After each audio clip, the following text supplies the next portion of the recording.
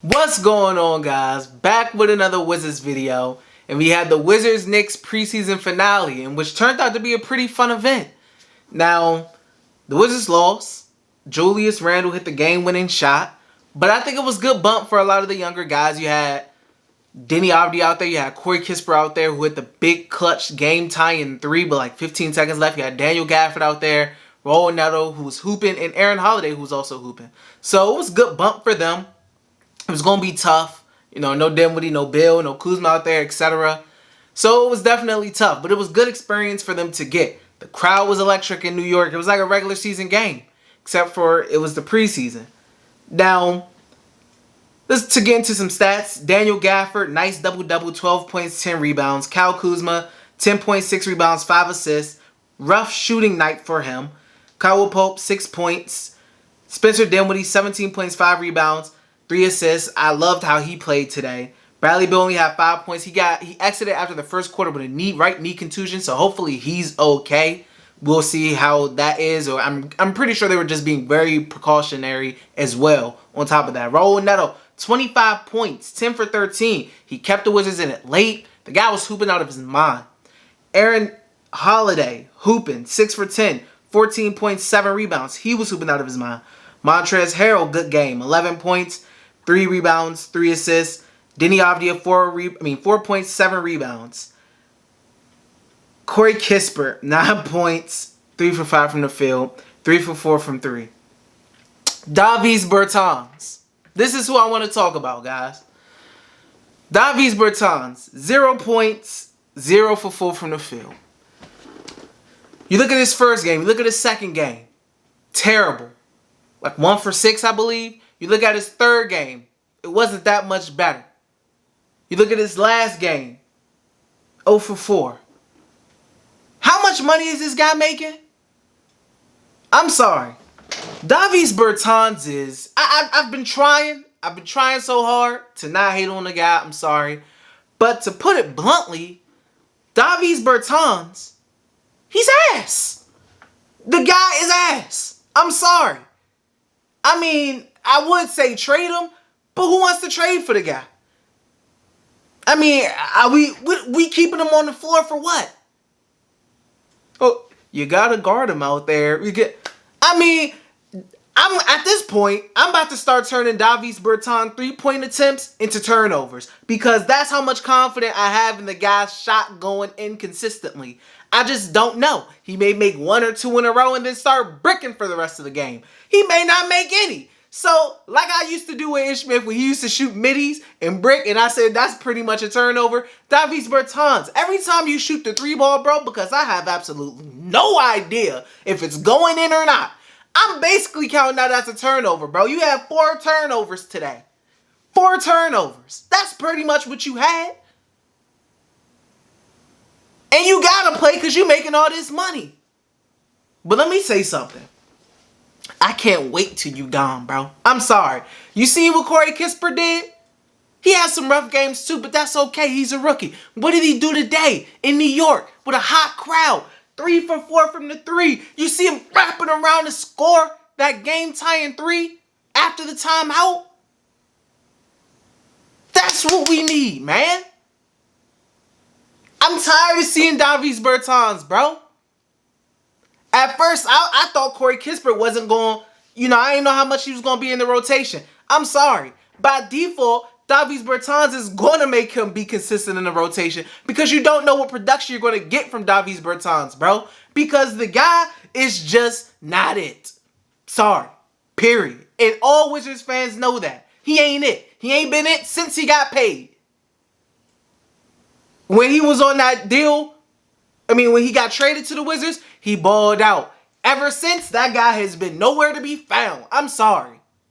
And you think it's going to take 1 or 2 good games from him to get my trust back? I'm straight. Bertans can get off my team and get very far away as far as I'm concerned. Period. Now, game notes. In the first quarter, the Wizards were playing terrific team defense. They were contesting everything. It was like night and day from the Knicks game when they were in DC to the Knicks game when they were in New York. They were getting hands in front of everybody. They were pesky. They were deterring all kinds of shots, contesting all kinds of shots. The Knicks couldn't get comfortable. They hopped out to a nice lead. The Knicks, I believe, at one point was shooting around like 20-something% from the floor. That's what you want to see from a Wes Unseld-led team who talks about improving the defense. Defensively, when all the starters were in, etc., that was the best defensive performance in the preseason by far. By far, easily. They did a very good job defensively. The ball movement was very good. I was impressed with the ball movement. The Wizards have been doing a very good job at moving the ball. You know, we've seen flashes of that in the Raptors game. We've seen it more today. I'm glad. You know, we're accustomed to ISO ball. Just basic pick and roll, ISO, etc. It's nice to see the ball moving around to a couple different guys. And then Aaron Holiday, he came in the first quarter. He was hot. My boy came in hot. He was cooking today.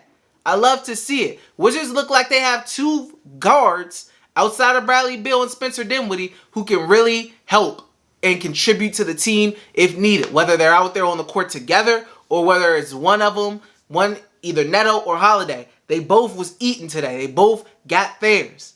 I was very impressed with Aaron Holiday coming in the first quarter.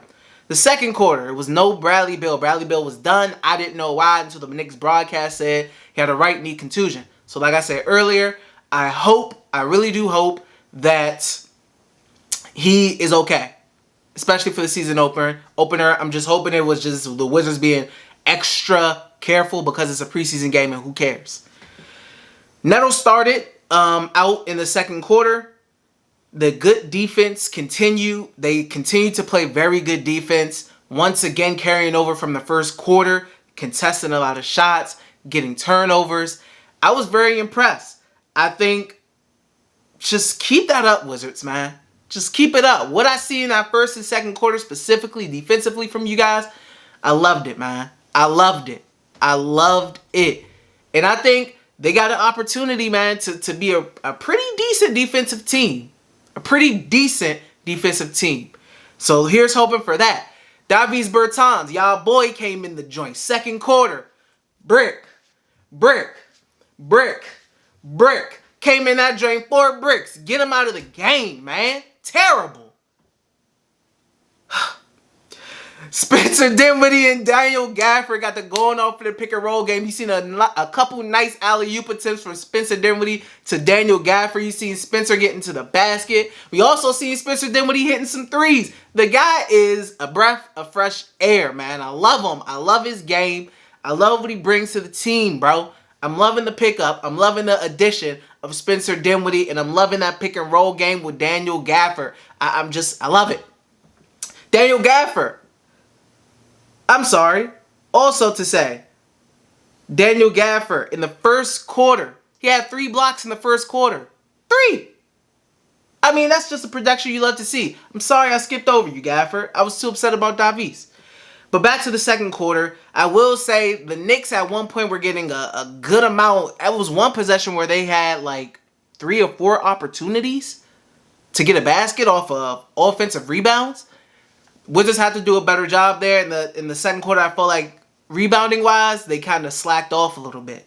So you don't want that to be an issue. But other than that, I think they did a decent job on the boards.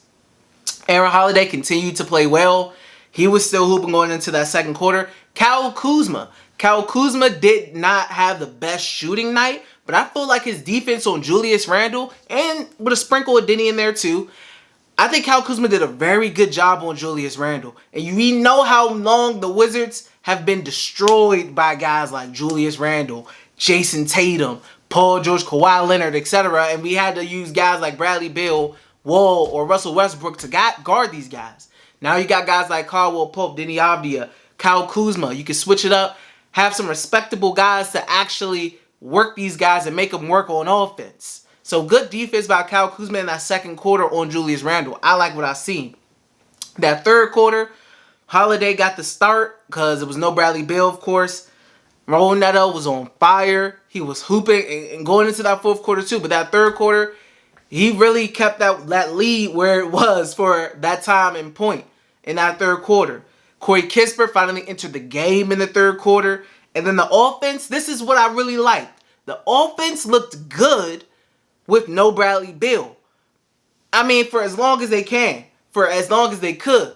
When you look at the Wizards in the past, especially last season, when there was no Bradley Beal, the offense looked terrible. But the offense, with no Beal against a good New York Knicks team in New York, they looked, acceptable. They look like a professional NBA team without their 30 points per game score out there. And I love to see that because it continues to show me we don't need Bradley Beal to score 40 points a game to be competitive in a basketball game. So I was impressed with the offense in the third quarter. Now, I know New York was keeping up, making their runs, etc. But as far as the offense, I thought it was acceptable. Fourth quarter, Montrezl Harrell was active. He had brought that energy, continued to brought that energy. He fouled out Taj Gibson. He gave Taj Gibson his sixth foul. He hit a midi. I mean, he was aggressive, man. And I have no issues with that. I love it. Continue to be aggressive. Montrezl Harrell has been the most consistent Wizard in the whole preseason. But the fourth quarter, the turnovers started to be the Wizards' downfall. They started turning the ball over a lot. So if you turn the ball over on the road and you don't got all your starters in, etc., and the Knicks had their starters in, it could get, pretty rough. And back to Raul Neto, he kept them alive. He was keeping them alive. But the Knicks would grab the lead by 3. I forgot who missed free throws for the Knicks. Maybe it was Toppin. But after the timeout, Corey Kispert comes wide open, bam, ties the game with a 3-pointer late, 15 seconds left in the fourth. That's such a huge moment for our rookie. It's preseason, but still, that's a confidence booster. You heard the crowd. It was like a regular season game in there. If you just cut on the TV and ain't watch basketball, you would have thought it was a regular season game. But less energy you love to see. That's just clutch that you love to see, especially when you got guys like Davis Bertans struggling. And then the in-game lineup, like I said, it was good minutes for them. Denny and Corey and Aaron Holiday and Neto to get out there, and Daniel Gafford as well. It was good to get those guys out there and get that late clutch game minutes. We know that's not going to be the in-game lineup during the regular season, etc. So it was cool to see Julius Randle, after the Corey Kispert shot, hit the game-winning mid-range show over Daniel Gafford. It is what it is. It was a fun game. It was a preseason game, so doesn't count. And it's not like the Wizards had all their starters in, etc. So can't really be too upset about it. But how do you guys feel about the game, man? How'd you feel? What were your takeaways? Let me know in the comment section. Davis Bertans, bro. I don't know, man. I'm done with him. Personally, I'm done. But as always, guys, if you want to support the channel, like, share, subscribe, all of that good stuff. And I will see you next time. Peace.